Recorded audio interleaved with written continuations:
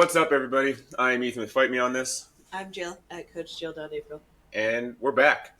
And you can see that we're all back. This is exciting. Surprise! Do you want to introduce them again? Yep, you have seen them before. They've been here. If you haven't, then you need to go back and listen to the first episode. But we have Eric and Stevie back on the pod to chat, and we're really excited to have them. And to update and do more things and make everybody laugh. Maybe even cry. It's 50-50 actually all the time with us, but here we be. Hi, guys. Hi, team. Hi. What's up? How are you? How are your... Well, yeah, I guess it's morning still for you on the east side of this fucked up country. How are y'all doing? Yeah, for 45 more minutes, it's still morning. Mm-hmm. Hell yeah. We are Doing all right. We're here. Stevie's had a busy morning, and that's pretty fantastic. I've had less of a busy morning, but it's still good. Wonderful. Stevie, tell us about your busy morning. My Real busy quick. morning. What's so busy? I launched a Kickstarter for my children's book, which has been No way. written, Listen. illustrated, and it's ready to go. We are sending it to print, but we want your money first. So please please check out the Kickstarter. I'm hoping that we can put some links and stuff. Check out the Kickstarter, and buy my book. They'll be out for Christmas. So you can. They won't fit in a stocking, but that's the kind of thing. Unless you have a big stocking. I've seen some of these white people stockings over stocking. I have mine's actually giant. The from when I was garage a little kid, door stockings and stuff. here. Yeah, the outside exterior ones that are fucking, Mine's like Whose this wide, foot is so that built for? It would fit in my stockings. So. King Kong and greedy white people. No.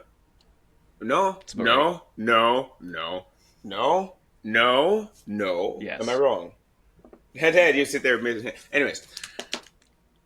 Yeah. What? No, we got to pause that because that's gonna affect my heart and joy. So we're gonna do those first because if I talk about the book, it's gonna affect my mood. All right. Heart and joy, go. You don't know which one I'm pointing to, but whichever one starts talking first. I'm having for my heart. Sure, I'll go first, Stevie. God. I'm having a lot of issues right now with my business and calling myself a business owner or even a freelancer at this point. It's things are slow and it's something that it's taken a bigger hit on my self-esteem than I realized. So that's fun. But hopefully with fall coming and me being able to dedicate more time to being actually at my desk, that will get better. It's a wait and see right now, but I've got high hopes for it. In terms of joy, I'm feeling, actually relating to the last episode when I talked about how paranoid I was about the new camera system and everything that had just happened to us. I'm very happy to say that's not weighing on me anymore. I've been able to let that go, and it just exists on its own. So that's really fantastic. It's been a good summer. I spent a lot of quality time with my children, which is great, and that does bring me a lot of joy. Wicked. Love that. Has it been because it's been the summer that it's been so off with the business? Like, do you, us as trainers, we run into a very similar thing. We run into slow summers and stress and holy shits. I think so. It's mostly just, I don't have the time to dedicate to being here and building myself and being able to market myself. So I can't be seen as someone who is responsive or reliable in terms of creating things when where I'm, at the whim of everyone else that needs me for something else. I mean, it's a core value of mine to put family above everything else, and I guess it's to my detriment a little bit sometimes. Yeah, I fully get that one and understand that one. What is the happy medium for you? Even as summer ends and kids are back in school and, you know, more time for you and. But what does that actually look like moving forward for you? Because it's that juggling that you kind of lose all the time. Yeah, I do. You know what I mean? Like having to jug that. Yeah. There's no, you don't win. Everybody else might, but you never win. So how do you bring yourself back to the side of like, I'm important enough to win for me? That's a great question. Moving on. I ask the good ones. Like I fucking try. Yeah. No, I don't have an answer for that. I'm just going to keep riding the wave and figuring it out and cutting a path and burning the candle at 5 ends. It's working. Those are cool candles. Yeah. Ethan does that frequently. Satanic. Yeah. Satanic Well, candle. at least he listens. Ethan's is more like a 5-end candle. Mine just gets like really big for a while, and then I'm like, okay, let's make it smaller for a minute. So. It's a lot. You're hard. Me? You're hard. What is it? Probably similar to Eric's. August was a really slow month work-wise, and was tough because I've done a lot of work the rest of the year to like grow my clients in my business, and like every month up until now has been an increase in some way, whether amount of clients or income or whatever. So to swing the other way, as much as I knew it was coming, it was a little bit shocking on the system to realize how far the other way we swung. And August is always slow. I know this every year. July and August, everyone's on vacation, everyone's trying to squeeze in summer, nobody wants to care about their nutrition or their health, and then come September, October, they're like, oh my god, why do I feel like dog shit? And I'm like, yes, come back, I'll help you again. But it was just like a little bit shocking to my system to swing as far the other way as I did, and I've tried really hard over the last few months to like not be a mess about finances. I think when you're self-employed, it's always a stress because, like, if I don't make money, it's not coming from somewhere else. Yep. But I've tried really hard to just be like, no, that's fine. Like, we'll figure it out next month, blah, blah, blah, blah, blah. August, I lost a little bit to that of, like, only for, like, a day. In the past, it's been, like, multiple days or a week. But there was one day where I was like, holy shit, we, like, are not making a ton of money this month. So the hard is just like having to deal with the ebbs and flows, and it comes with running a business, but also the like mental toll it takes on like, if I make this much less money, what has to go to compensate for that? Yeah. It was fun in here. We had a good time. I bet. Yeah. That's Stevie. No, you say it, Eric. What were you gonna say? I was just gonna say, that's tough, and basically just validate Jill's feelings, because that's important too, and it is definitely reality, and I lost my train of thought. So thanks, Ethan. Appreciate that. I do my best. It's also like, I may be driving the train. I don't have the track switcher. I tell you that much right now. Stevie, what's your hard for the week? It's very similar. I've had copycats. Yeah, that's why I like going last. Slow effort. Just guessing that too. I've had like a t-shirt sale a day for the past little while, and that is really hard to see. But I know it's not a failure. Like, I know that my market is saturated and it's time to start exploring, which is why the book is what's next. But it is hard to see, next to no income coming in when you've had such a successful previous 12 months. It just feels a little bit, I don't want to say failure, but yeah, but say that, because I think that it's really important. I think it just hurts my ego at this point. Yeah, but even still, even if your ego takes the hit, all of us go through that as business owners. People go through it as regular humans that don't have businesses. So to say, I don't know if it made me feel this way, it for sure did, because you just said that out loud. It also fucks your ego. It's if we don't like saying, our ego took a hit because I'm him. But at the same time, your ego is going to take a hit because you put blood, sweat, and tears into it. And you did it and succeeded. Yeah, I've also just not had the energy to like push it out very often. Like, you know, when the dopamine was there, for Eric's ringtone. Sorry. No, it's funny to watch it happen. Trying to turn it on silent. I don't know who this person is, why they're calling, but They probably But want they your should business. stop it. They're they like, want my hey, business. I heard you're Yeah. like some graphic designer dude. Yeah, he's and, talking about how no. business is slow, and all of a sudden his phone just starts blowing up. It's like, well, look at that. Ah, ah. Well, they can leave me a voicemail then instead of trying to call back again and again and again and again. Yeah, I used to put out t-shirt photos and like push them all the time, but I feel like the collective world is on fire, and asking for someone to buy my t-shirt feels like small potatoes. Um, and I feel guilty asking people for um, business when, you know, my private group is just all people asking for money to pay their bills and uh, get something to eat. I have a friend that's like trying so hard to get a job, and she goes days without eating because she can't afford it. And her partner works at a food bank, so they're not allowed to use it. And that is just difficult to watch. Mhm. I talk about that. I have a friend out in Ontario who also runs a business, and she is like big on the advocacy side of the world too. And she's like, it just feels icky in your system to be like, I know everything's shit and people are dying and starving and can't afford their rent and X, Y, and Z, but also, could you buy my service, whatever Yeah. it may be? And it's just like a Yeah. weird climate to be selling in, and like people still, there's people with money, there's people with um, the resources to buy services, but it feels a little bit icky right now to be like, anywho, could you buy this thing, please? But at the same time, like, at what point do we hear like this is why I bought? This is how I know I have autism. Because what point do people like you and me go, we're right all the time with this? How can we ask people for money?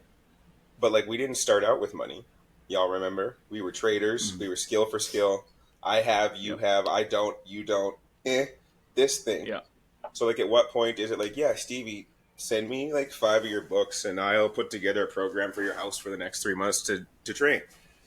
Like, what? At what point are we starting to go, oh, I can trade, I could, yeah, and then I can just get rid of like my books. They're my books now, so I can just get rid of those.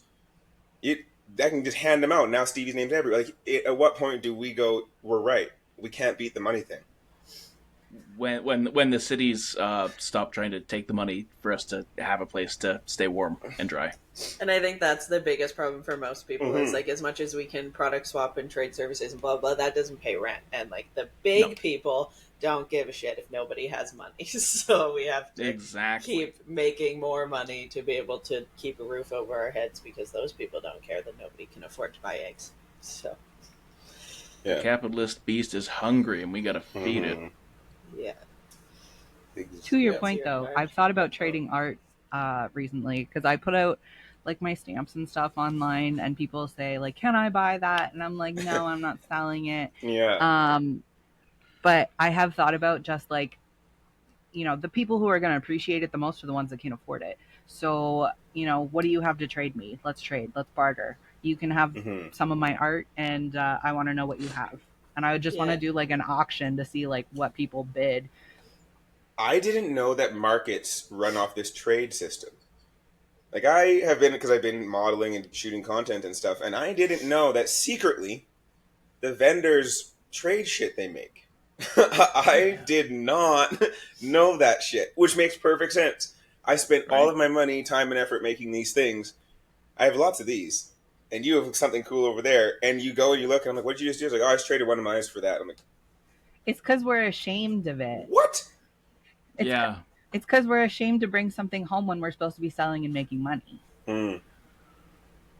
Like, I have, even though the things are money. I mean, literally, that's all money is. I do that too. You.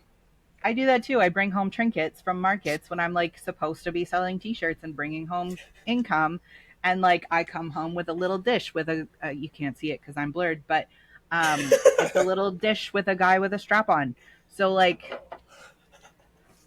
I'm supposed to be making money, and I come home with trinkets. I also think, like, if you go big picture, though, it does make you money at some point. Like, me and my massage therapist have product swapped for ever at this point, honestly. But it's always like, it always pays off because then I post that I went and saw her, and then somebody who has money pays to go and see her. So even like trading a shirt for a trinket is like, oh my god, where'd you get that shirt? Where'd you get that trinket? And now people with money can be the ones to buy the thing next time. Yeah, we got to reframe it for ourselves because exactly, like, I feel ashamed when I come home with things when I'm supposed to be making income. Mm-hmm. Exposure symbiosis. 2 words together that you don't hear a lot, but that was fun. What's your heart? What? Do you? Oh, my heart. What was this week? This week's been a bit of a blur.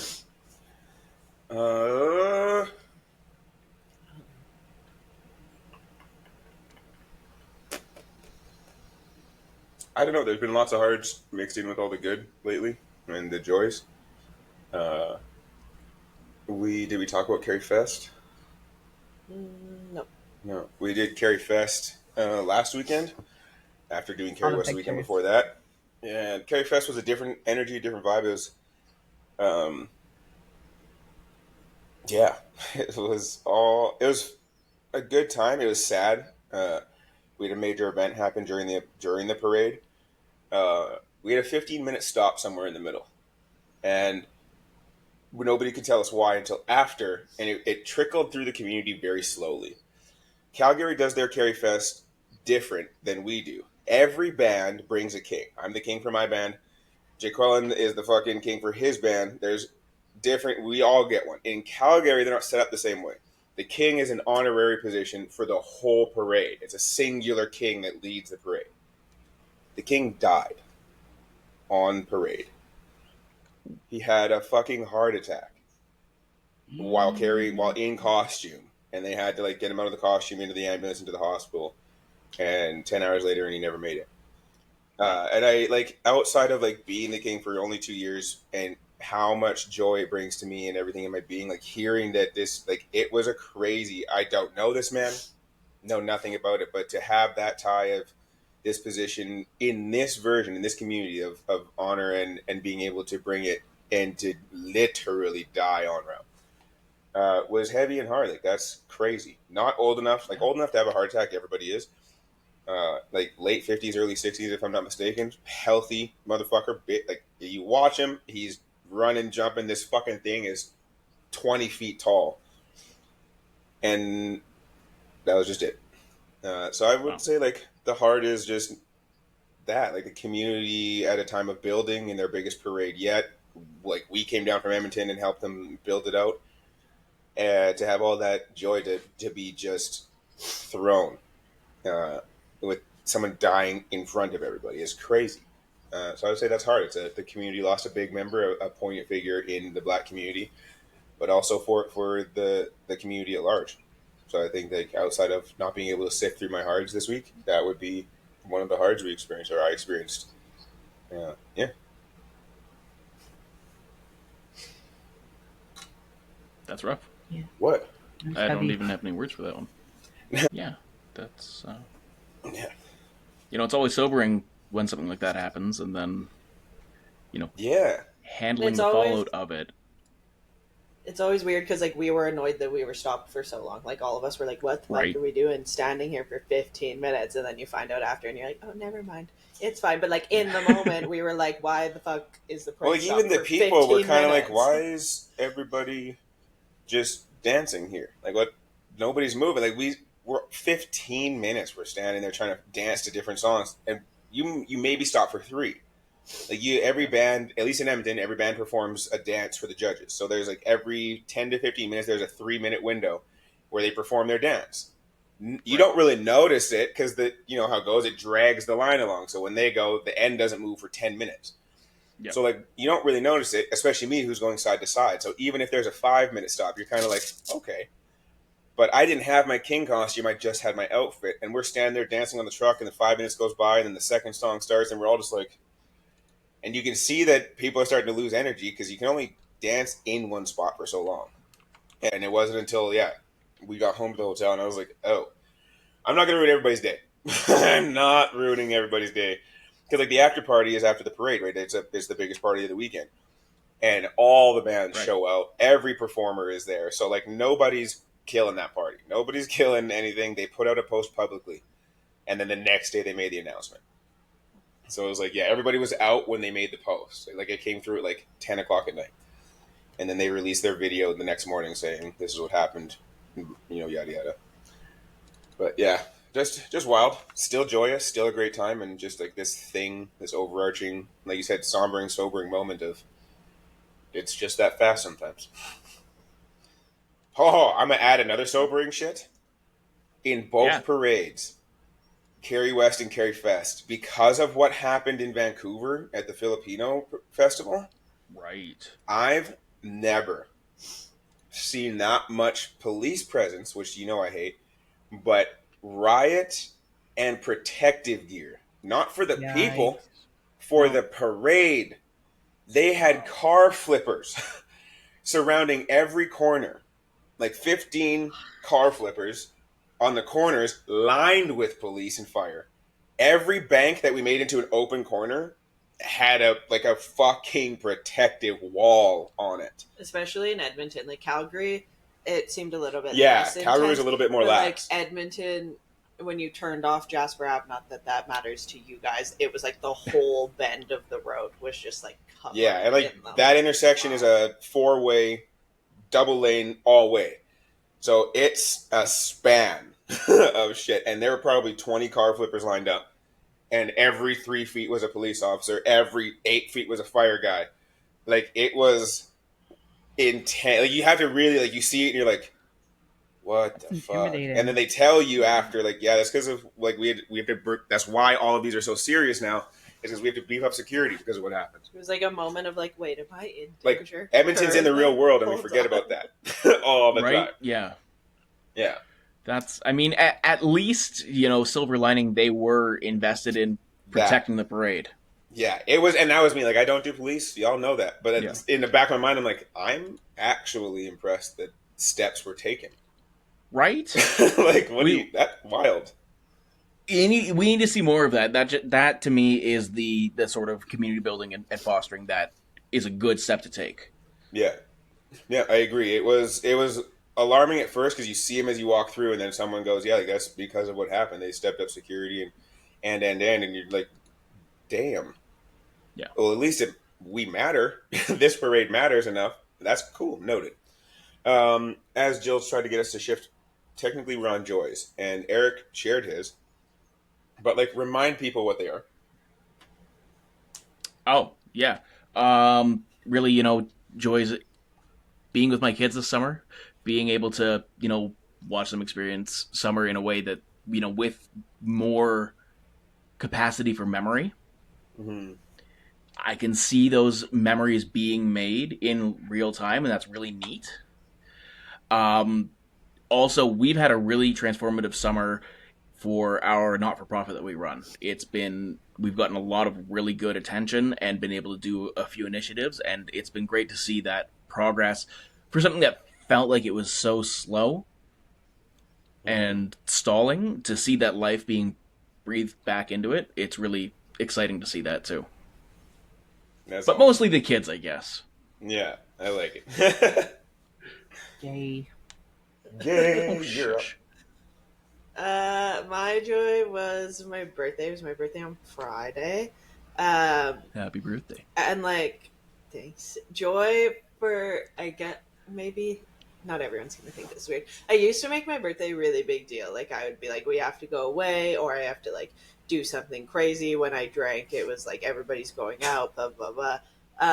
And I've just like in the last few years realized I don't have that many friends, and like don't have that many like good friends. I should word it that way.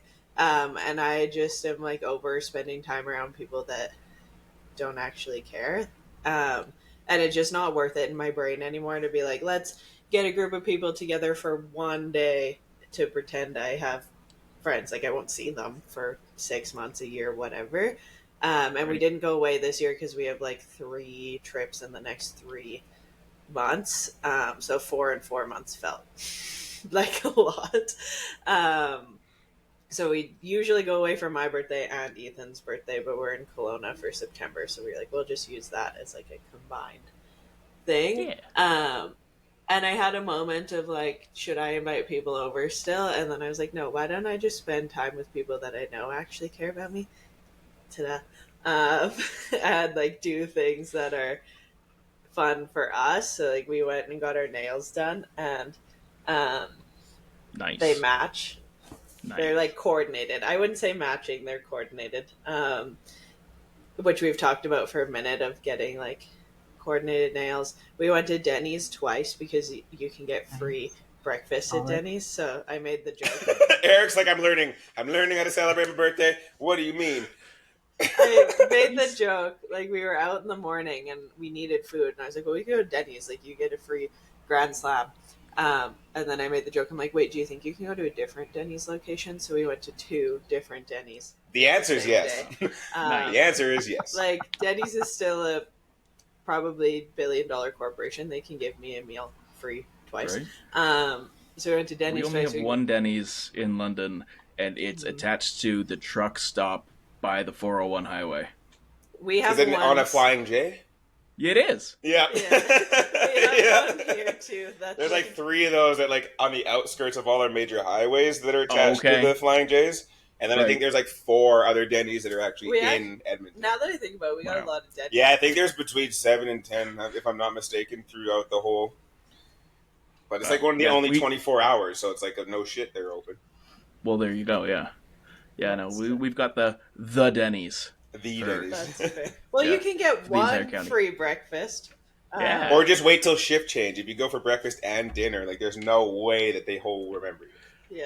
Yeah. So got 2 free meals, got our nails done, took a nap, and just like had a good night with Ethan after we took his daughter home. And it was just nice to be like, oh yeah, no, when you spend time with people that like actually care about you, it's like a positive day no matter what you're doing, versus like however many times I would gather a bunch of randoms and then be like, well, that wasn't very fun because they didn't actually care that it was my birthday. Right. So that was my joy. It was just like a low-key birthday that I could actually walk away from and be like, oh no, every piece of that day was good, instead of being annoyed about something on my birthday. Right. Stevie. Also, way to bury the lead about the nap. Like, yeah, you went to Denny's, you got 2 free breakfasts. You had a nap!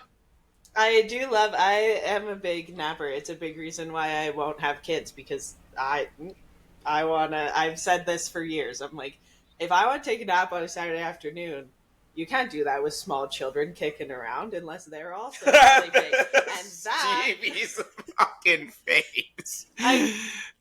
First of all, fuck you for reminding me. But you are bang on. I get it from clients all the time. They're like, oh my God, I haven't taken a nap in years. I'm like, well, that was your own Stevie's choice. like, what's this nap word? You nap. 3 letters, I do not know it. I nap quite a bit during the school year when they're at school. I fucking believe that. That's fair. But I have not had a nap this summer. Yeah, I literally went downstairs because Ethan's daughter was here, and I went downstairs and put my earplugs in because I said, I'm taking a nap whether there's a child in this house or not. So it was just like earplugs in. Good night. So, Stevie, share your joy before my this joy dog shares theirs. Is, what does that mean? Is it gonna poop? No, she's just an annoying clinger. Right? I don't know. I don't know what dogs. Have you ever taken one of those Atkins diet poops where like you don't know you're heavy till after you're done pooping, and then you're like, my God, I feel better. Yes. Yes, actually. So, like, that's why pooping can be joy. I don't know if you've ever been constipated on meds before, but that first poop out of that's also wonderful. I usually come back to the bedroom and go, Eric, guess what? That felt amazing. That was a new record. It was a new record. I know it. Don't be lying. Or I'll Boys say weigh themselves something before about, and after. I'll say something about, like, how I feel a little bit bad for the toilet sometimes, or... Mm-hmm. Yeah. We just had an argument and I won. That's not your joy though, right? No. Okay. No, it is a joy, but it's not my current joy. My current joy is that the project that I have been working on for just over a year now is finally coming to fruition. And that feels really fucking good. Good. That's What's exciting that? as I fuck. don't You know want that to tell project. us? You And tell us about this don't? wonderful No. project. I'm What is it? also in the dark, no pun intended. I wrote a children's book, and I know it's crazy, right? What? I am not an author. I am not a children's author, but now I am, and it's kind of crazy because I don't feel like one, but I actually am one. And it's published, or it's being published, and it's being printed, and it's going to go in bookstores all over freaking North America, and it's so exciting. And it's going to be in people's homes. That on nightstands. On nightstands. Ah! This What? book For our is people. designed. Sorry? I said, what's it called for our people that haven't been paying attention? Oh, it's called What is a Safe Space by Stevies, um, and illustrated by Carrie Schneider. And it is 26 real world um, examples of how to be a safe space for others or how to be a safe space for yourself. I love it. And I'm really stoked about it because like even when like I talk with my kids about consent and boundaries, like we reference the book because we've read it, and that is just freaking cool. Mm-hmm. That is super exciting. What? Yeah. So I'm really stoked about that. That's my joy. I'm here for your joy. What is your goal? What do we have to do to support you in this thing that's happening? Ooh, that's good. So right now there's a Kickstarter because I'm super picky about printing and I want it to be um, really good quality. I want it to stand up to time and sticky fingers and all the things, and naps if you like fall asleep face first on it or something. Like I want it to stand up to all of those things. So for that reason, we have decided to order a big bulk order of them and send them to a printer in China who can do the illustrations the way that I want. We can have them all hardcover. They can be Smith bound, so they're all sewn together. They're not going to fall apart. Um, but this means that we have to pay in bulk. And Mm-hmm. so we are running a Kickstarter for $10,000 Canadian to fund that print. And when we started chatting an hour ago, it was 10% funded. It was launched at 10 a.m. It's currently just under 15% funded. Nice. Nice. Let's go. So I'm really stoked. I'm hoping that it only takes a few days. Mm-hmm. I sent it off to a few people that I would really like to review it before it goes to the printer so that I can put their review on the back. One of those people is Georgia Tennant, and she did respond and say, hey, like, it's got to wait till my kids are in school and I have 30 seconds to myself. And Mm-hmm. I don't know how long that means, but fingers crossed that happens soon because I would super duper love to put Georgia Tennant's review on the back. Mm-hmm. The whole book is dedicated to my husband, that guy. I don't know where you're going to put him on the screen, but He's that over way, on our left. that way. I'm Yeah. also on my left. Anywho, that pretty guy over there is dedicated to him. But there are acknowledgments in the book, and David and Georgia Tennant are acknowledged as being a big part of why it was able to happen. Because after David wore my T-shirt, I gained a larger following than I had before, and that following was what led me to believe that I could probably sell enough copies to make this worth it. Mm-hmm. So yeah, that's what I we're doing right love now. that. I have just over 25,000 followers, and I need to sell 25. Well, I don't need to sell 2,500 copies, but that's what we're printing. So if only 10% of my following orders a book, we're golden. Mm-hmm. Very cool. That's so exciting. I know, I'm so stoked. how have you both felt as it's entered this stage that, okay, here we're about to ask for money? I don't love asking for money. Um I actually really struggle because I know that my following is um people who need safe spaces, and a lot of them are marginalized and a lot of them don't have any money to give. Um so I struggle asking for money. Initially when I made my t-shirt, I marketed to like middle class white people who I could make feel guilty about, trans people being marginalized, Mm-hmm. and it worked. Um, so a lot of my following is those people as well. So they're like middle class white people that know a trans person and want to be better for them, and I teach them how. And Mm-hmm. we also have a lot of marginalized people that can't afford it. And so for that reason, we're launching a sponsorship program as well. So you can purchase a book for someone else, which is how we run our t-shirt business as well. You can purchase a Mm-hmm. t-shirt for someone else who can't afford it. And it just makes, it supports my business either way. It puts the message out there on people who truly want to be supportive but can't like financially do it. Um, I don't know. It's only been good for business to have a sponsorship program. So, Mm-hmm. um, yeah, I'm excited to do it for books too. Yeah, and I think it gives people like a very direct way to support. Like if they don't know where to put their money, they don't know what to do or how to do it correctly in air quotes, they can just be like, "Here, Stevie, take my money and help me do it." Mm-hmm. Yep, it Totally. helps me. And sometimes if we get on like a big streak of like, people are sponsoring and we're watching a countdown on the list, like if we start with like 60 sponsorships or something, or 60 people on the list, and I post it and we like try and do a big countdown, I'll usually cover like the last portion myself because Mm-hmm. I don't I don't need to just make a whole bunch of money off of sponsorships. It's not what it's for. It's not what it's, you know, Yeah. I'm supporting myself, but I also don't need to be swimming in it to make sure that people get free t-shirts. Mm-hmm. Um, so yeah, it's fun. It's great. It's awesome. And a lot of I love that. money from my business ends up going to fairy godparents for us to do initiatives and stuff. So I am fulfilled and joyful and happy and stressed as fuck, but Mm-hmm. fulfilled is a good word. I love it.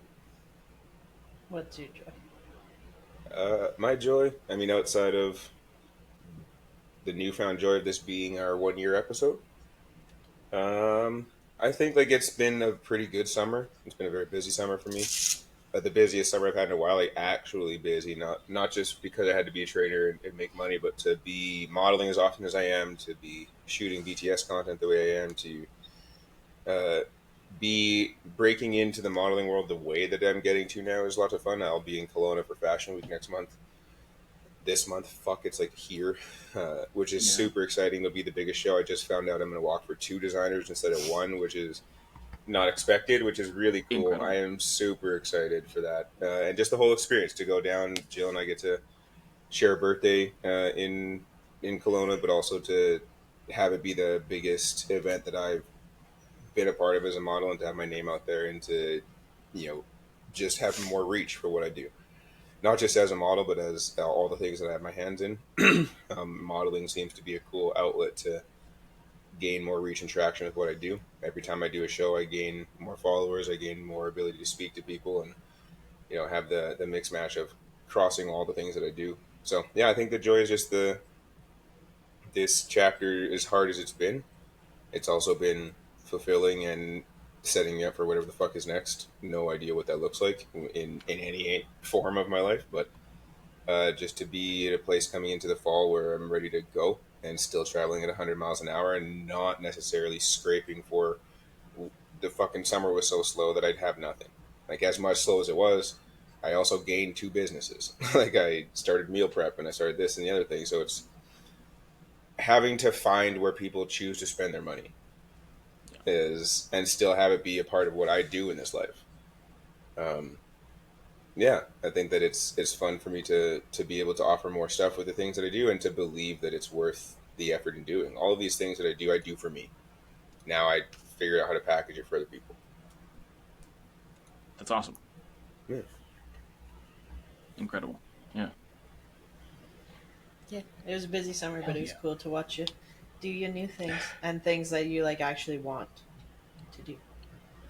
I think is a big difference. I think a lot of the time as self-employed humans, we do the things that make us money. They're not necessarily the things we are super passionate about, but Yeah, like I we don't have want to be a make trainer. we Right? have Like to I make don't. money one way or another. So to be able to flip that into things you actually want to be doing that also make you money is a cool switch. Right. Yeah. Yeah. Yeah. We are in our 1 year show. We learned that sitting down for the 1 year show. We Woo-hoo. launched this podcast on September 5th of last year, and it's fitting that we have guests that we really enjoy and have brought back for their second turn to do the show with us, to update us on their life and what they're doing, but just to get to share it with people real time. As like, I don't know how to share excitement in it because it's been a year, but we've done some really cool things with this podcast. Outside of making money with it, to continue to foster what we do with it, it's been cool to see the reach grow and to see the community come together and who asks questions and who's actually listening. It's been quite fantastic this past year outside of the hards and having to deal and learn on the fly and fuck Riverside and I'm fine. But yeah, just a very cool opportunity to share that with you guys and to have you guys share with us in these moments and celebrate another big milestone and big things coming for you guys as well. Welcome to the show. Happy You 1 can year. talk, you know. Like, Well, I didn't know where you were going with that. I was waiting to see where we were. Welcome to the show, half an hour in. as always, I like our show for that. Best Like, cold open ever. Like, Yeah. every week we're in our show by 45 minutes, and then it's like, hey, how are you guys doing? Yeah. What's up? Yeah. How are you guys doing outside of the big update we just got with the book? What has life been for you guys? What has this summer looked like? All of the things while I smoke. There's a week and a half till September. That's what I know. Yeah. I'm not counting down at all. I love my kids so much. I do. I love them. I love watching them grow. They're very cool people. I am too autistic to be a parent. I am very overstimulated. I am very overwhelmed constantly. It's a struggle bus summer. I mean, you're not alone. I get this from my clients almost daily where they're like, thank God school goes back. And I just think everybody functions better off of some structure and some routine. Absolutely. And some one-on-one time, not in the same house. Right. I like the Just quality time that I have with them more after school. Like, I feel like I'm in a better place to sit with them and hold space if they want to discuss something that they've experienced throughout the day. I'm in a better space to talk about a leaf or I don't know. Right now, like right as I jumped on this podcast, right as I jumped on with you guys, A comes busting in the door and goes, "My caterpillar escaped." I was like, "Cool. Sorry." Like, I just, Fuck.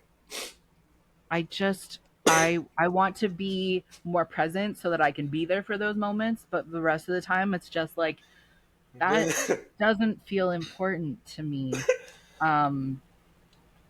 This is But me. it's important to her. So like, I want to be there for that. I just, when kids are back in school and our time is a lot more limited, it's more quality time than opposed to like the quantity of little things that I really, really struggle to find interest in. This was my biggest struggle. I worked with kids a lot in my late teens, which is shocking as I sit here as a 28-year-old being like, absolutely not. I'm like, wow, I really put myself around kids, which is probably why I'm so confident in my decision that kids are not the life for me. But that was my biggest struggle coaching summer camps, when kids would be like, Coach Jill, guess what? I'm like, I literally don't care. Not a piece of me gives a shit, but I have to pretend because you clearly care about this topic. So. I got fired as a counselor from day camps. I just really struggled to be around kids all friggin' summer, constantly, consistently, and have to match their energy 100% of the time. Like, you have to show up as a camp counselor and want to sing songs and want to do crafts and want to be sticky. Fuck. That's my biggest struggle around kids, is even like Ethan's daughter, when she eats food sometimes, like I can't do the mess that comes with kids. Like every piece of my autism is just like, fix it. And it's even like adults do it too, like messy eaters of any kind. I'm like, I'm out. But like adults, we should know better than this. Kids, I understand that we don't care / we don't know. But yeah, the like sticky, messy piece of kids, I'm like, no, I can't. I'm a fucked up clean eater. Like, even when the meal is meant to be messy, not on like purpose, but on like, I want it in my mouth because it tastes good. So I try to get all of it there. It's like, we eat like messy burgers here all the time. My plate will be like a drip mark singularly, and Jill's look like she killed whatever she ate first. And it's fascinating because she hates messy children. My kid's funny as fuck. I think it's hilarious because I know she likes it when she comes up for air and she's like, and it's just like, here, I'm like, did you even try to get that in the hole in your face? No? But you're happy because you're smiling and chewing with your eyes like, closed. I Like, love what that. do you mean? I love that for her, but I'm gonna look this way because I actually like, when we were out for my birthday at one point, Ethan was like, "What's wrong?" I was like, "I'm just gonna not look at your kid for a while." That's fine. Where were we? I'm not gonna. Oh, she fucking spaghetti. And a chocolate. And she like, she had spaghetti and a chocolate milkshake, and I was like, I'm just gonna look this way because like I'm not trying to kill your joy right now, but you're unfortunately sitting across from me. And I don't want to look at that, so I'm going to look out this window. And Amara like has myotism, so when she like eats something she likes, she eats the fuck out of it, and like spins something on her fork bigger than her mouth. And I've never seen my kid just go ah before, but yep, couldn't be bothered by it. Hey, nice. You do you. I'm here for your happy. There are wipies in our glove compartment because I don't do sticky. I don't do sticky stuff. I like, unfortunately, like I feel like our kids probably miss out a little bit because like I don't want to stop and do ice cream all the time because like I just can't handle the sticky. So they have to eat at home. I'm probably really boring. I'm probably a really terrible parent, honestly. I doubt it. You're not a terrible parent. We're opposite because for me, yeah, I get that and it's uncomfortable, but thrive in the chaos because that's what they are and that's all it's ever going to be. So trying to control chaos just makes for a bad time for everybody. I'm going to have a heart attack and die in front of them while they're eating ice cream. Yeah, therapy, but that's okay. Our oldest, is probably like some type of ARFID, probably. And definitely neurospicy like my brain. And eating for her is really, really a struggle. She struggles with textures. She struggles with mess. She struggles with like expectations. Expectations. Like the burger bun could slide a little bit and she'd have a full-on meltdown. Or I don't even know what it was last night. The corn. It was the corn. So the butter was all melting off the corn, and so she was losing it. That the butter was all melting off the corn, and then Eric went and put it in like a corn dish so that you could just roll it in the butter, and then used a napkin to wipe up all the butter on her plate, and like meltdown, like under the table meltdown, like laying on the floor. We ended up switching spots because I have the same neurospicy brain that she does, so I sometimes can see the meltdown coming and can head it off before we get to that point. Other people at the table are like, what the fuck is wrong with you? Like, why are you melting down about butter? Meanwhile, I'm like, I see what's happening, and I see like I know where it's going. So we have to switch spots so that I'm beside her. There are times when I will literally sit there and hold her food for her and feed her, so that so that it doesn't slip, or like tacos are a nightmare. Just a nightmare, and there has to But be. it's a favorite food. Yeah. So, I don't know where this tangent came from. I also think tacos are a nightmare, but that's because I can't wrap Messy wraps kids eating properly, and I can't like structurally make my wrap good enough to hold all the contents in. So most of the time I'm like, can you wrap this for me, please? Because if I do, it all falls at the bottom, and then I don't want to eat it anymore. So I understand that side of it. I'll do it one way, and then M will look at it and go, no, Daddy does it better. And so you have to unwrap it and then fix it. And we call them tacos. They're more burritos, because otherwise it's same. like, yeah. Because otherwise stuff will fall out and meltdown ensues. And the other one doesn't put anything on her fucking taco except cheese. So we call them cheesos. And that was my brother. I don't know how to make food for them, because how are like we a beef supposed and to bean make burrito food? without the beef is my brother's shit. A bean and cheese burrito, nigga ate that shit all the time. I couldn't even get her to eat beans. Like, that is, she won't even eat a bean. It's just shredded cheese on a wrap, and that's her dinner. And she's usually constipated, because like it's just cheese and carbs, and I don't know what to do. I can't get her to eat a vegetable. I can't get her to try anything. She does like One time when Ethan and I when we started hanging out this time around, I was like seeing how much protein he was eating in a day, and as a nutrition coach, I was like, how much fiber do you eat in a day? And his exact response was, I don't know, how many shreddies can you eat? And I was like, it's not really what I meant, but whatever, eat your shreddies then. So there's always a loophole. That's a solid answer. I worry because so A is going like into JK. Yeah. So if we put Restoralax, like she's gonna end up shitting herself at school.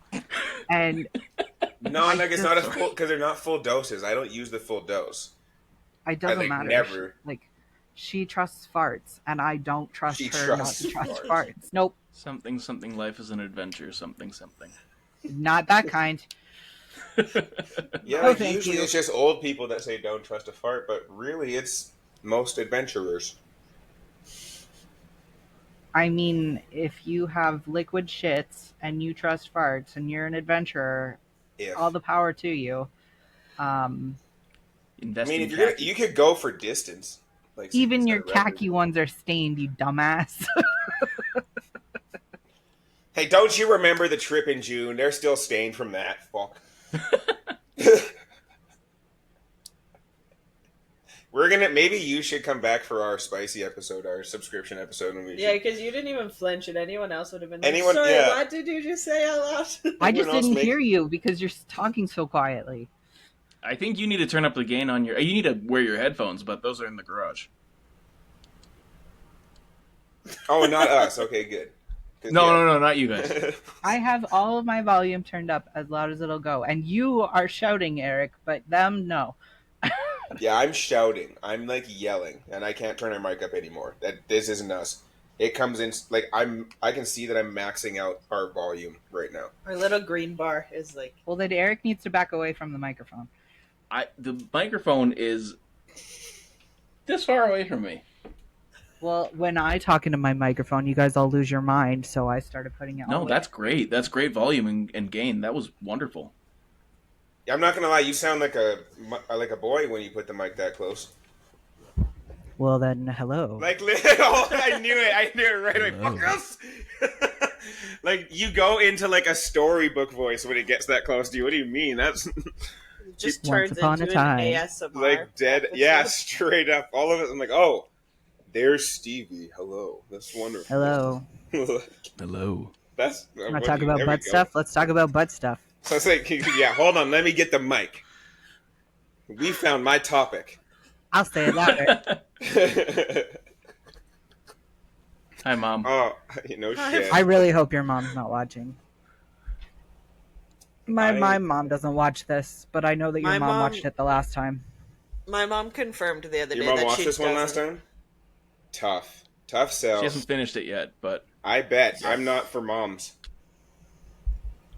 I think we'll tell her not Why? to Like watch I'm this like, one. listen, okay, hold on, moms. I'm here for you, but that's like cougar moms. That's different.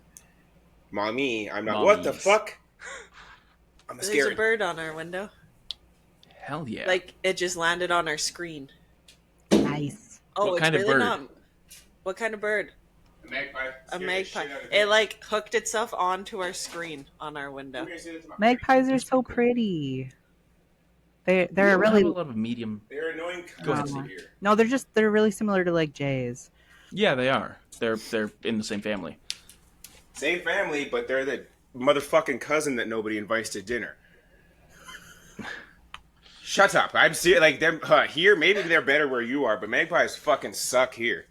We don't have No, magpies. magpies. No, they universally suck. We don't have any. We don't have many medium-sized birds. We either have like the small birds, like hand birds, or we've got raptors and carrion birds. You just explain the size of birds as like the Well, ones that when I fit in your hand. literally, if I wasn't doing my hair, my brain heard hand birds, and I was like, Hand bird. What?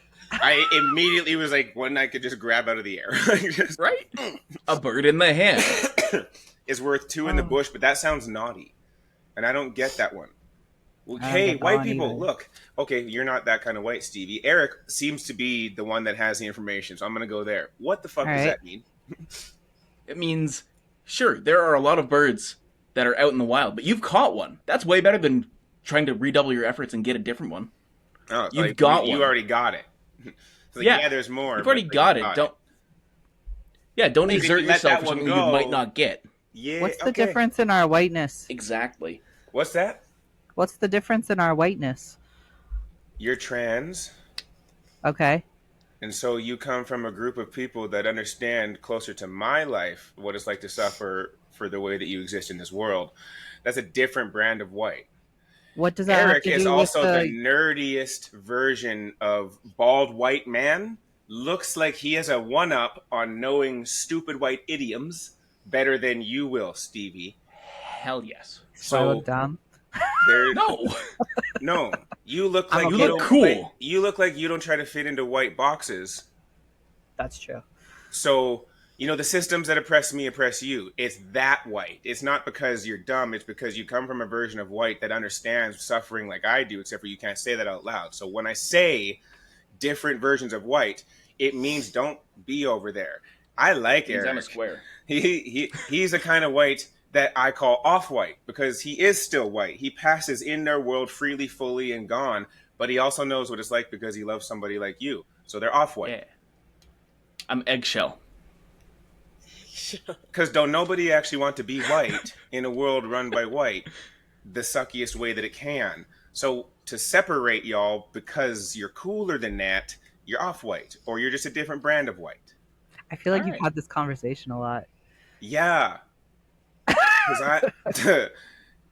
Because I say a lot of shit about white people, and then I have to differentiate. Because Which when I white say people? white people suck, they're like, yeah, you're right. And then I go, but that's why I keep some with me, because they're off-white, and they get it. Yeah. I love that. But I mean, let's be real. No one suffered more than the white man. Right. Because Definitely. they can't. Bullied. Exactly. Oh, good I got in Lord. this argument on Threads a couple of weeks ago, Oh god. and somebody. Some was days like, Jill has the time. Like, most of the time she doesn't like that shit. But there's days right here from the basement. Oh, I have the time today. Uh-oh. What do I... Okay, I'm sitting over here. Yeah, it was around the Hockey Canada trials, and I pointed out the fact that That happened in our backyard. That trial was Yeah. in our Yeah. town. I was talking about how the systems are set up to protect white males because they are, and then the white males of the internet got mad at me, and they're like, "Our systems are not built to protect us." And I said, "You guys literally made them. You made them." Right? Just because I look like the person who made them doesn't mean that I'm Do you winning. know how many jokes you get to make, Stevie? I just, like, you said that, not me, and my brain was like, oh, I'd be using that joke every fucking day. What? Because it's not all men. And I see Right. they, he, Stevie, and you just said not me like that so freely. And I'm like, that joke would be, I'd be taking shots at men all day with my own It's lived amazing. experience. Like, what do you? Yeah, I'd never stop. I use my blackness as a weapon. I'd be using that shit as a weapon all day. I have to be careful, though, because there are people who follow me who are fragile enough to be like, start fights. So I have to like know my audience and where I am. But start fights with you? Yeah. Yeah. Like I don't want to argue with people. Like I made a joke about like how turfs have less teeth because they all get punched, and right. And then there were people in the comments that are like, I have dental problems. This is so rude. And I was like, No. if you Okay. really took offense to that. Yep. We're different people. I love that we're different advocates because I would have doubled down. I made a. I did double down. I did double down in down. someone else's comments. I doubled down on Neurodivergent Rebel's comments, and I posted the meme again because Neurodivergent Rebel was like, "Oh, I'm sorry, I didn't think about that," and I was like, "I don't fucking care," and posted the meme again, and they're like, "And you call yourself a safe space? This is so mean. I'm so upset that somebody whose content I really enjoy," and I was like, "Fuck you guys." Yeah, literally, fuck you. I'm not a safe space for you, and that's okay. For the record, I said I was a safe space. I didn't say I was the safe space. If you get your panties in a bunch over dental records because you ate so much sugar, didn't pick up a toothbrush, and now you have to pay through the teeth to have any, you can kiss the darkest part of my naturally black asshole. Absolutely fuck you and go to the dentist. I don't need to hear that you're fucking hurt and have no trauma in your life to draw on except for your teeth. Well, that's ableist because not everybody can go to the dentist. You're not going to win because I'm not playing devil's advocate to be the devil's advocate. I'm playing devil's advocate to show you what it's like when people argue with me. Oh, but they can. Just keep. Mm-hmm. I will do this with them all day. You're right. I'm being ableist. I'm being ableist. Tell me I'm being ableist because everybody in this country, in this province, if you're over 20, had the ability to go to the dentist. Now, my parents fucked me, still took me to the dentist. So I'm going to play the trauma game with you all day, every day. Because like you're not going to win against me. Please. Please, please, please. And then Jill gets involved at some point, and I have to stop doing the thing. I'm more on Stevie's side where sometimes I just don't have the time. Like I just have to read the comment and be like, I'm not engaging. Like it's like that siren that's like, do not engage. It's not worth it. Because I made a TikTok the other day about this lady at Superstore picking blueberries, but instead of looking at the container like a regular person, she was opening them and squishing them and then putting them back and closing the container and then picking a new container. And she did it with like 7 containers of blueberries, and I'm like standing there watching her do this. And then she looks over, she's like, oh, am I in your way? And I was like, yep. I was like, you can also just pick a container of blueberries like a regular person, and like flipped it over, took my blueberries left. So when I made a TikTok about it, I said that it was a white lady doing it, and there was like 4 comments that are like, why did you have to point out that it's a white lady? Because I guarantee if I didn't, you would have assumed it was a different race. And I wanted you to know that it was one of us doing this. But I was like, I'm not engaging with any of these comments because like I know you guys already have a made up argument in your brain why that wasn't an important detail, and I know that was an important detail to give. Because you were telling me how unimportant it is. No shit. Yeah. Your double down on this moment leads me to believe that it's far more important than you are letting me know. I actually have a question for you, Stevie. What are you most excited about as you enter this phase of holy fuck, the book's coming? I have a lot of outfits in my closet that I don't get to wear. Shut up. Sorry. I know That A, I love the laugh because of that, and B, the answer was exactly not what I was expecting. That's fucking spectacular. Continue. There's a lot of outfits in my closet that are space themed that I don't get to wear, that I've been buying, waiting for this moment so that I can go and do readings and be a fucking astronaut. And I am so stoked about it. I just about tism freaked out there. Holy shit. Did you buy the outfits before you wrote the book, or you like No. thought of the book, started buying the outfits? Yep. Okay. Are they like So- costumes or just like cool things that have? Nope. I have. Can you like, go get one? Yes. Can you play dress up for me, please, Stevie? Just one show. time. Fashion show. One time. Fashion show at work. I'm like, you shouldn't have brought up outfits because Like, now I need further No, that's details. what I'm like. I'm now invested in this. Right. I don't know. I'm not going to get to make it to one of the readings, so I have to now see one. Although I do believe you should travel and tour for your readings. I'm just saying. There's been talk. It's so so is the sparkly. I dress. saw it. This is a dress. I don't Fun. normally wear dresses, but I have been very comfortable in my masculinity lately, and I have been wearing this dress for occasions. I wore this to my daughter's birthday party at the Children's Museum, and I was really stoked about it. So there's that one. Hang on, let me just yeet it. There's this one. I'm here for this. You need a cape. I saw that. I'm like, you need a cape. So my illustrator designed me a cape that has Ziggy Stardust sleeves. And her sister is a costume designer, like has a master's. Of So course. Like, why not have a master's in costume design? That's so fucking cool. it is really cool.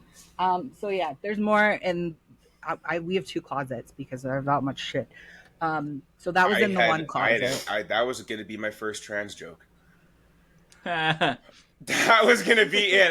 I really respect you because normally I just would have let Make that it. one fly. But You my can make whole it. ass being was like, I trust Stevie to laugh, but I don't know. My brain, because you said Make we have 2 closets, and I said, which one of you? And then my brain went, no shit. So 3 closets in the house. One for each of us, thank you. One Yeah, is like open, dead. the other one is still closed. Like, I am here for it. I want everybody to know that you just got to see something that will not be seen until this goal is reached. So help that fucking goal because I want to see the rest of the goddamn closet. This is plural. Yeah. I'm also really glad that it's coming out like in hand at Christmas time because those things are fucking hot. And I don't want to be a sweaty, like pouring mess sitting on the floor of like a library somewhere talking to children, and I look like somebody who's high or something. I don't know. Why would you not want that? Yeah. Because I already look like me.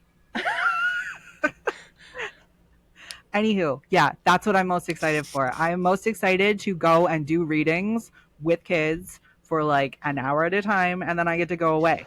And we can do activities. Like I've already started planning like how I'm going to introduce my book. I'm going to sit down on the carpet with all these kids, and we're going to like, you know, put our helmets on and put our space gloves on, and we're going to put our space boots on together, and then we're going to blast off, and then we're going to read the book. I've thought about this a lot. Yeah, most people out here plan weddings, graduation parties. Stevie I do is that like, too. I'm going to read a book to children, and it's going to be epic. And this is going to be fun. What's your plan?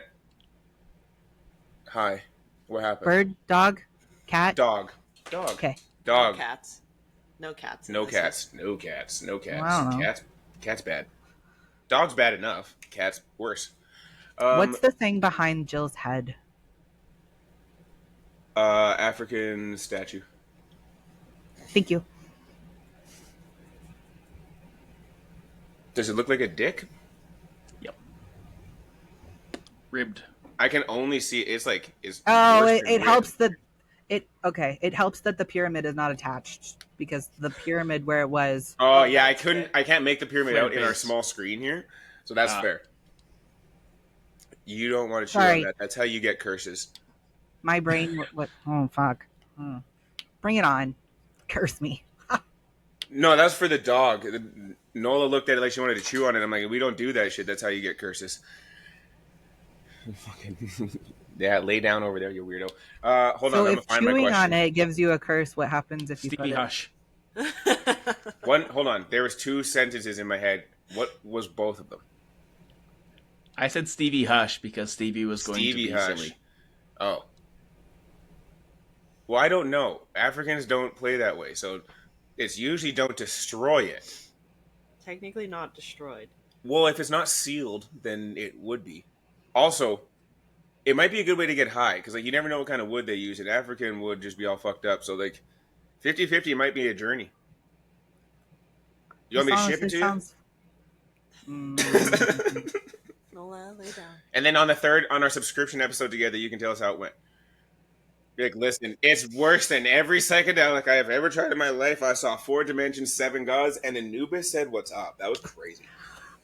if there's a my brain went to like, what if there's a splinter, I get sepsis, and then like that trip instead.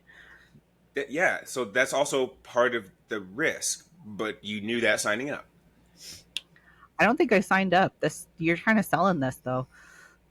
Like I do my best. Like it's how I practice my pitches. I find something outlandish and see if I can get somebody sold on it. And Curse me harder, daddy.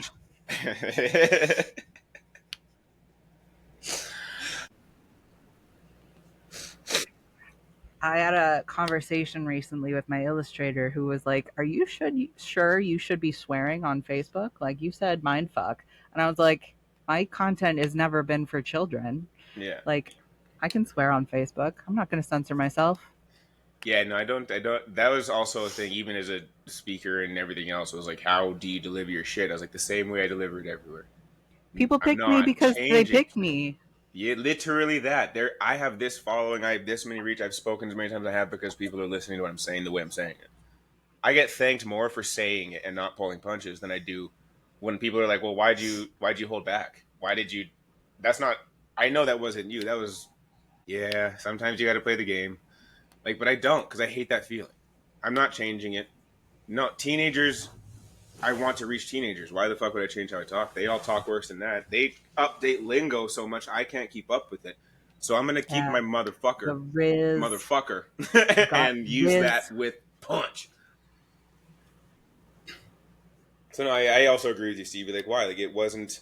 Though I would love to say what I do has an effect on children because it should, but it has an effect on them because the spaces they have over here are now safer because I said what I said to who the fuck I said it to. Like I can't create a safe world for my daughter. I'm not a parent. I was never meant to be one. She saved my life.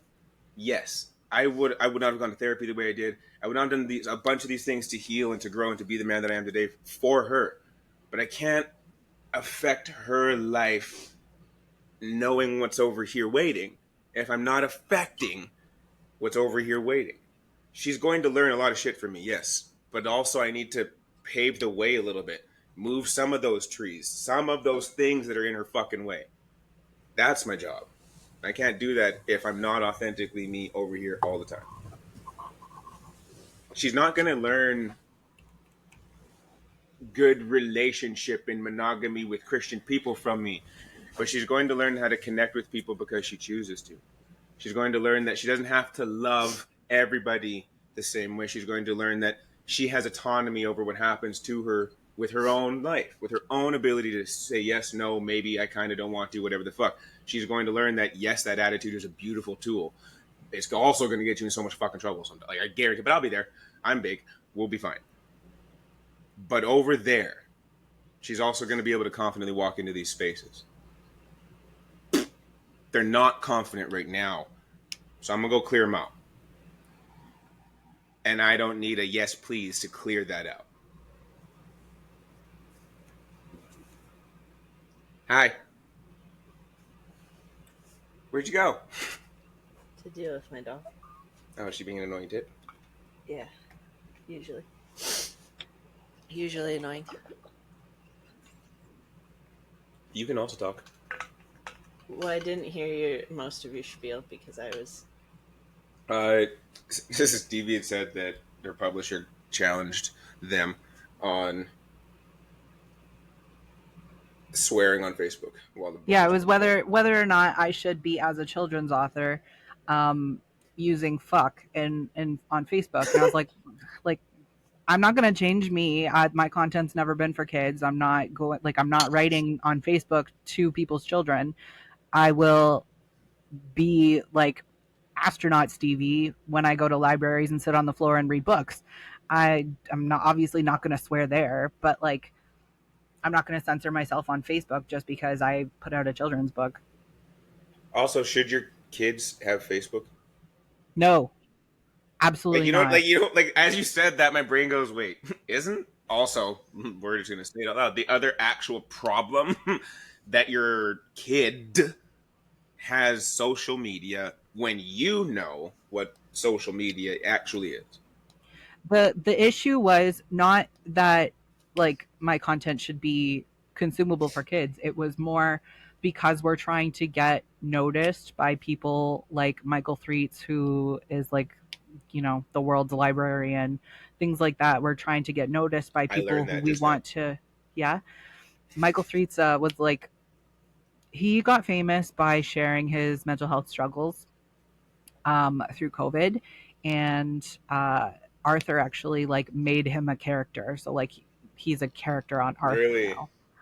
neat. Um, and he's a librarian, and he talks about library kids, and so we wanted our book to be noticed by him because it would be good for our book. And so my illustrator was nervous that if I was swearing on Facebook, what would it look like to him? And I don't give a fuck. If he doesn't want to endorse me because I say fuck, then that's fine. But I'm not going to change myself. Um, yeah, Yeah, because I my think that's a book, big yeah, conversation in like any field. Like my social media manager has had that conversation with me. My actual business manager, who like has far more say in what I do because he makes me, well, helps me make money, has had that conversation with me of like, Adam, I actually give a lot of credit to because I know I'm his most difficult coach to work with because all of his other coaches are just like happy to exist as a coach, keep their mouth shut, live people life, pleasers. do their thing. I'm poly gay and in an interrelation. Say the Disrupt. word. I'm black and she's white. Thank you. I'm like, I can't say that word out loud right now. Disrupt. Yeah, and I like Adams had to do a pretty heavy shift as also a white male of being like, oh, Jill can still exist and say the things she wants to say and stand up for the people she cares about and also make money as a coach. But we had that conversation early where he's like, when I stepped away from a nutrition company because they showed that they're racist and don't give a shit about females, he was like, well, do you really want to say that out loud? And I was like, yeah, if they want to come at me for saying it out loud, they can, but like I have the screenshots and the proof. Like I'm white enough to be like, I have the evidence, I just said the thing out loud finally. But I think that's a conversation with anybody in those like whitewashed must be perfect spaces of being like, but what's going to happen if we don't follow the rules? And like nothing, we'll find other people that appreciate the way we exist rather than fitting into this little tiny box over here. It's been a long journey to unlearning that the unlearning the people pleasing and masking, and um but I found my following and my people by throwing the rules out the window. um I I'm not planning to make changes. Yeah, go ahead. Do you still struggle? Like, is it still one of your biggest struggles? Like, if anything, and the reason I ask is like, even for Jill, like, it's one of the only things she still struggles with when it does come up. Even for me, like the things that I struggle with, the fight to do it on my own, because not as people pleasing, because I hate having to rely on human beings as trauma lets us believe. So I have to fight the like fuck off all the time still when I know I could just do it. It might not be the best thing I could put out because she makes everything better.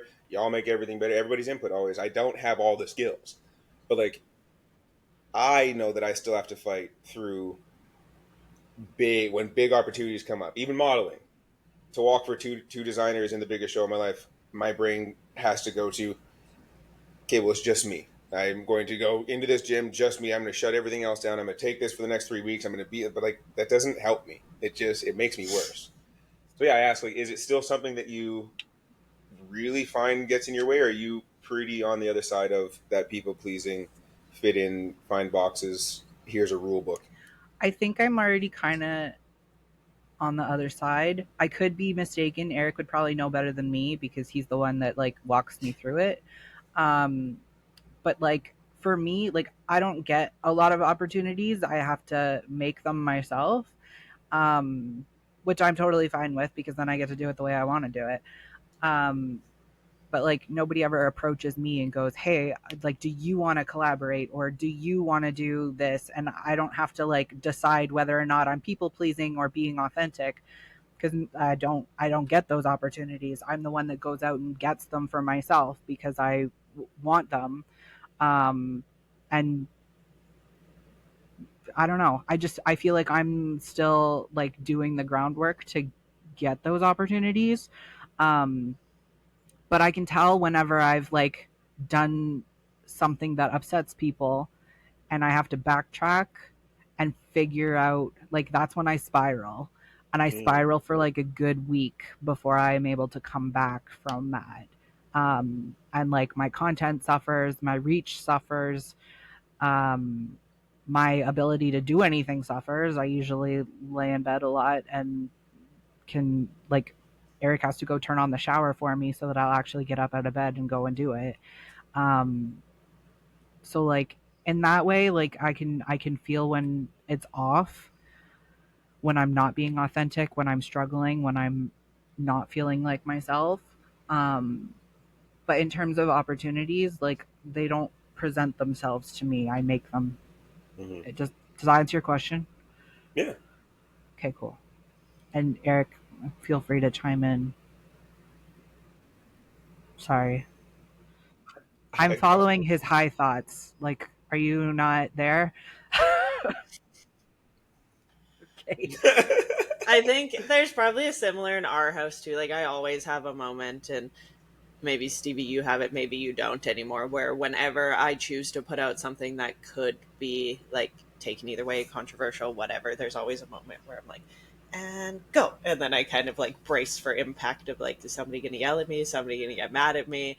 I I watch don't my have that. followers drop and like, okay. You're Because that and I'm not the bracer either. I'm the I'm fucking like, there's deal. gotta be a side of this. Like Ethan doesn't think twice about it. I'm still like, go. And then I'm like, oh I my god, act who's gonna before yell I at me? think.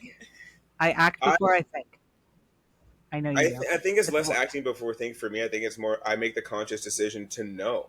Like I've accepted that I stir the pot. I've accepted I'm that. not even making a conscious decision. I literally stir the pot and go, huh, maybe that was a bit controversial. And that's like, and that's where I think you and I differ. Even though we're on this side together, is like you're the that was good. Whoa, learn Yeah, something, exactly. learn some shit just there. And me, I'm like, no, like I know, I'm fully aware. I know the first 5 people that are going to say something, and I'm right every time. But like, yeah, say it, because I actually, I don't. To your guys' credit, I don't actually have to respond, and lots of times I don't. But there's always one that I have the time for, and I know I'm doing it because I'm saying something as a black male in society. I'm going to stir the pot whether I try to or not. So I might as well. I might as well I put think intention in it. maybe I think maybe I might have a bit of an echo chamber then because I put shit out and I don't think it's controversial. I think it's shit that should be said or whatever. And I put it out there and people go like, should you have said that? Mm. Um, and then sometimes it's like, as a trans mass non-binary person, you're representing a lot of us. You should probably sit down a little bit and think about that. So no, I don't have the forethought to be like, maybe this is something I should think over first. It's usually like fumbling forward and then backward and forward again. I also think if you did think like, or it feels like for me, if I spend time like I don't do the thing. I can talk myself out of anything because I've always been talked out of it. The ability to just do it is new. I've always had the tism and not really thought shit through. That's not what I'm talking about. The sorry, the actual doing with confidence is new. Is in the last 5 years. Is in this evolution of person that I am, of human that I've been. But it's because I also rebel against. What do you mean I can't say that? People say way more outlandish, harmful shit. I'm just saying a truth. Controversial from where you sit, just a fact of life over here. Yeah, I think that's a big difference between me and Ethan is I come from very white spaces. Like, picture the whitest of white, and that's my whole existence family. Like, my whole family is white, straight, married with kids. I come from very white, keep the peace, get a good job, get married, have kids spaces. So I'm the first one to be like, I don't want to be in that space, but it's like very ingrained in my brain to be like, hold on, that's going against everything you've been taught. And no, so there's still a voice in my head that's like, somebody's not going to like that. And it's less Eric's of like, still there. Eric's still there. And I started there and decided, fuck that. And now I do everything I can to disrupt that. And sometimes it means like having fights with my parents when, you know, I probably shouldn't be picking a fight. Sometimes it's always pick a fight. I do. I'm like, listen, I can challenge that. And like, I can challenge anything that you're saying because you're saying it from a place of privilege, and I can challenge you. Whether or not I should is something else, but I always can. And my autistic brain sometimes doesn't always differentiate on whether or not this is the time or place. And so that's something that I struggle with. But like, I can't, like, I was raised Christian in a church on Sundays. My parents are still together, been together for like 35 years. I don't know. Married, 2 kids. My dad comes from a pretty broken home, but my mom like grew up on a farm, 2 parents, 4 kids. And like that goes back and back. There's like generations of it. And, like, I can tell they're all Catholic, and I was like, it's still ingrained in me, but always in my brain, I'm like thinking, what can I do to color outside the lines here? And that's like 100% of my life is like, what can I do to color outside the lines and see how many people will come with me? yeah, I always... Eric's still very much in the other space, and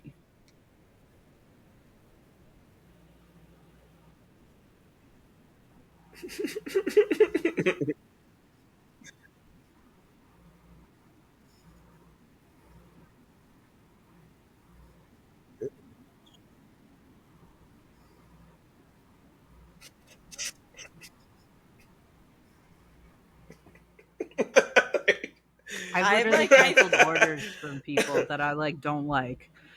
I don't want your money. So I'm that. I'm like a blend of the. This is fun. I'm like a blend of the two of you because to an extent I will happily take money unless it puts my name at risk. Like, a big reason I stepped away from the supplement company that I was making them a fuck ton of money. I was making myself a decent chunk of change through affiliate orders and free supplements and all the things, but it got to a point where I'm like, no, it's not worth the risk of people being like, wait, Jill works with that company. I saw what they posted about this thing. That doesn't make sense anymore. But like, if it's not going to ruin my reputation and my name is not behind yours, then like, I'll happily take your money, but I'll also not hesitate to walk away if it's going to damage my character because you're stupid. And I think that's a big, like, in my industry of like doing brand deals, working with companies, selling things to my audience, I have to be really careful about paying attention to what people and brands are saying, because the last thing I need is somebody being like, but Jill is all of these things, but works with a company that has shown they're the opposite. So there has to be like a happy medium for me. Yeah. Mm-hmm. I found out recently that one of my shirts is on somebody in a YouTube video. The YouTube video is entitled "I'm a Zionist, Ask Me Anything." and they're wearing the Go Through Me shirt, and I'm like, fuck, I don't know Mm. how to deal with this. And I'm still like processing. It was like very recent, like we found out last week. It's Mm-hmm. someone that was like following for a long time and has been in the space for a long time, and I didn't know they were a Zionist. Um, and then, like, you know, every once in a while I'll post about Palestine for a week and ruin my algorithm, and then try and build it back up again. But they started arguing with people in the comments about like uh, what Zionism is. And I was like, bro, this is Britannica, and then sent a screenshot. And I was like, this is Zionism. If you're a Zionist, like, this is what it is. Mm-hmm. And they're trying to tell me that like that's not what Zionism really is. And I was like, well, then you're brainwashed. Yeah. Um, and then I went over to their feed to see like what else are they posting? What the fuck else do they got going on? And they're wearing my shirt and they're fucking YouTube videos answering questions about Zionism, and I'm like, I don't know how to deal with this. So if anybody has any suggestions.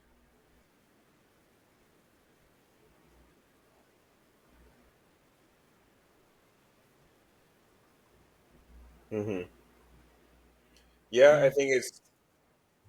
Yeah, I think Okay. it's a.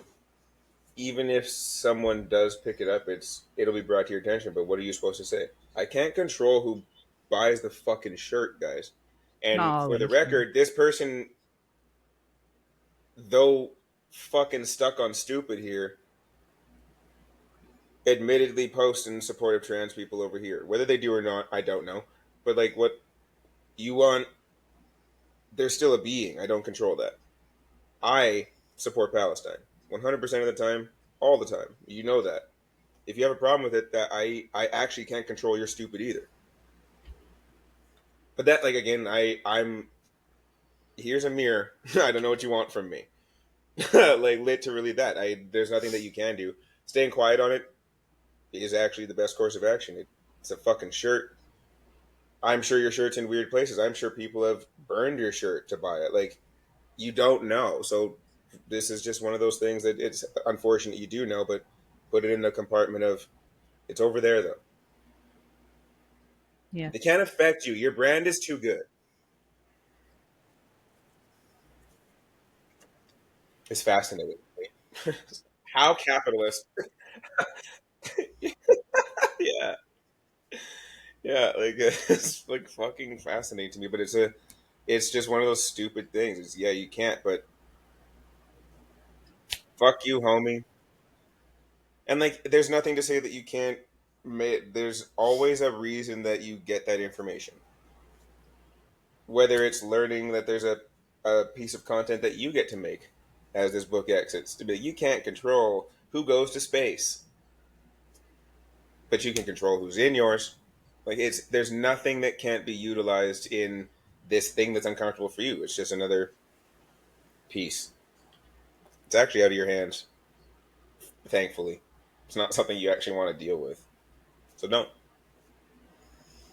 Speaking of space, Stevie, is there anything you want the people to know about the book? How to sport when it? I know you said Christmas it comes out. Is there any like final details you think are important for people to know about your book launch?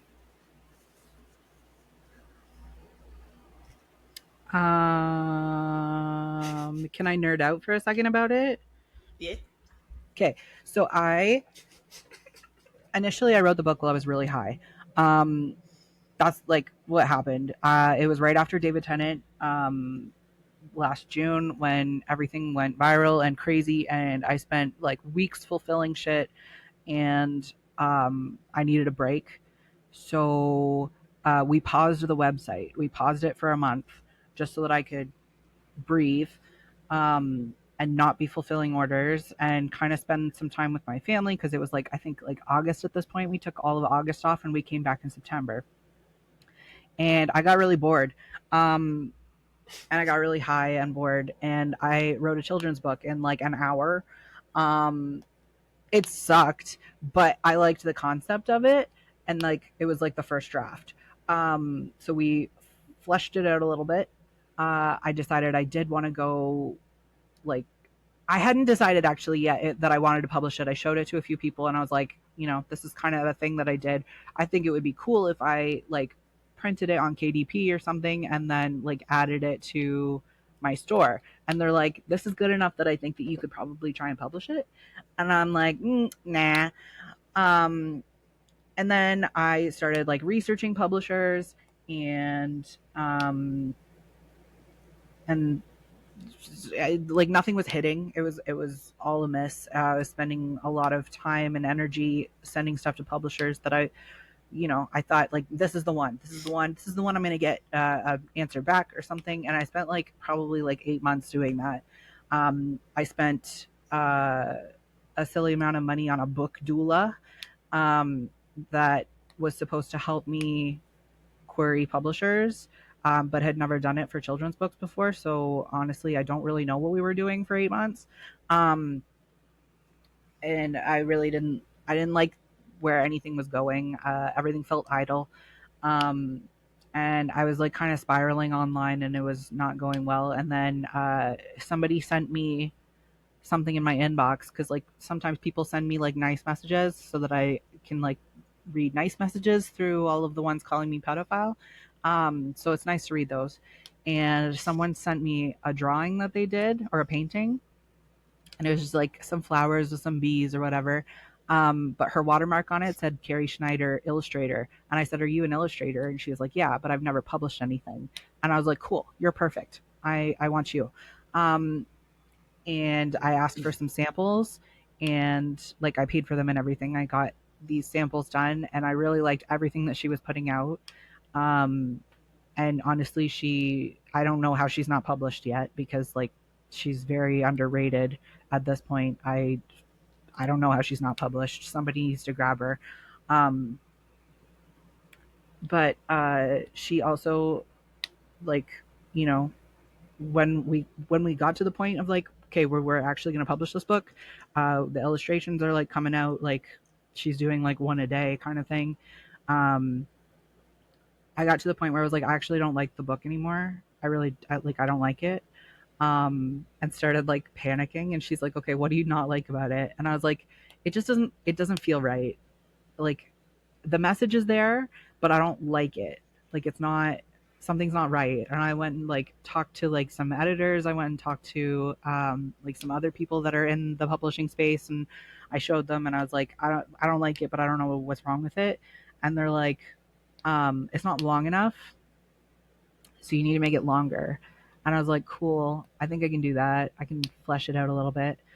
And I took everything back to Carrie and I went to Carrie and she's like, okay, what do you want this book to be? And I started thinking about like what my favorite children's book was, which is And to Think That I Saw It on Mulberry Street by Dr. Seuss, or Zoyce if you're Eric. He didn't like how I pronounced Dr. Seuss.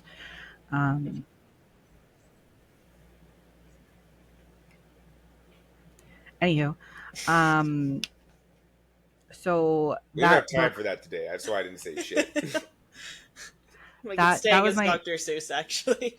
Yeah, Dr. Seuss. That was my favorite book, and I liked it because my parents would read it. But like at the end of each page, it says, "And to think that I saw it on Mulberry Street," and my parents would say, "And to think that I saw it on," and then pause, and my brother and I would fill in Mulberry Street. So I liked that. That book was something that like my parents found a way for us to participate in. So I wanted my book to be something that kids could participate in. So like I wanted it to be repetitive so that people could fill in safe space at the end of like phrases and things like that.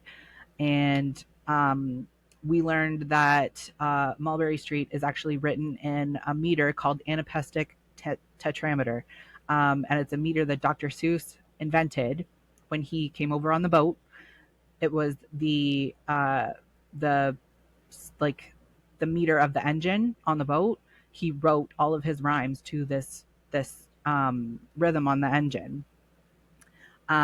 So anapestic tetrameter. For a long time I couldn't say it, so I called it antipesto Tetris. So we decided we're gonna try and rewrite the book in anapestic tetrameter, and we did.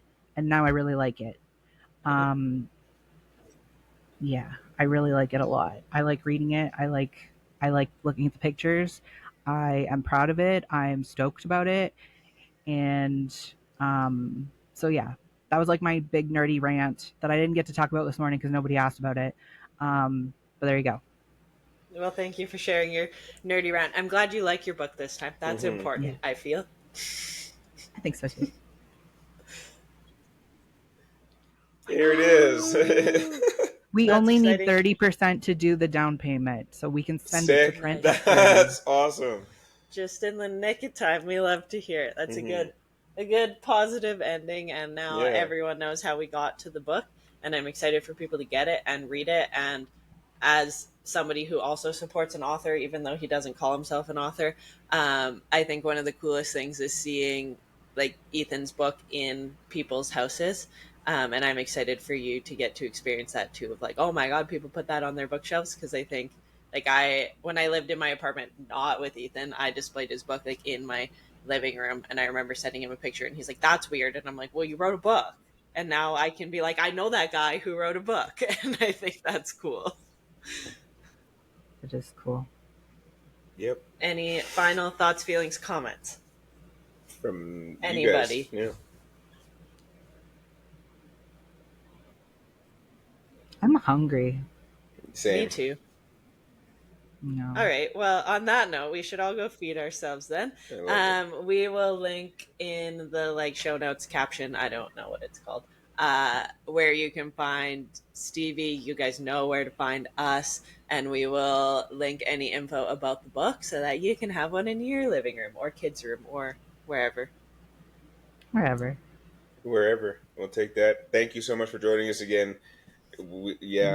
Again and again. We'll just keep doing these as this. I want to do your unfolds, After Dark episode. We are down. We'll put it out here now.